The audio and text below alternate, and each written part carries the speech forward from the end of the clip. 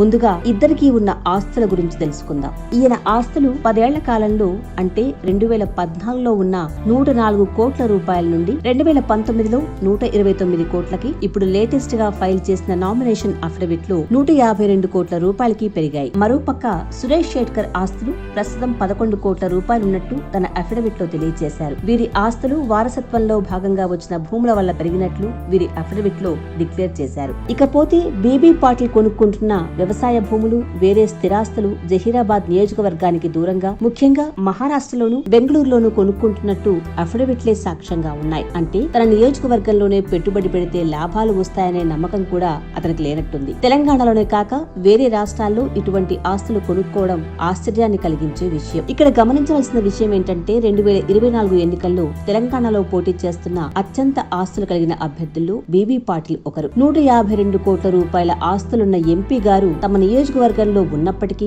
తమకు పెద్దగా అభివృద్ధి చేసిందేమీ లేదని, తమకు ఎలాంటి మేలు జరగలేదని నియోజకవర్గ ప్రజలు అంటున్నారు. అన్నిటికన్నా ఒక ముఖ్య విషయం, B B Patil Banjara Hills road number 12లో ఒక్కసారిగా 8 ఎకరాల వ్యవసాయేతర భూమి చూపెట్టుకున్నాడు. మరి ఎంత భూమిని రాష్ట్ర రాజధాని నగరంలో ఖరీదైన ప్రాంతంలో ఎలా కొనగలిగాడు? ఈ భూమి విలువ కేవలం 1.44 కోట్లు అంటే అది నిజమని ఎట్లా నమ్మాలి? ఇటువంటి అఫిడవిట్ ను ఎలక్షన్ కమిషన్ ఎలా అంగీకరించింది?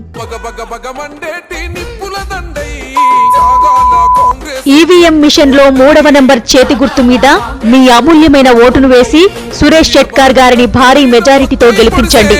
జనమే తన బలమంటూ ముందుకు నడిసే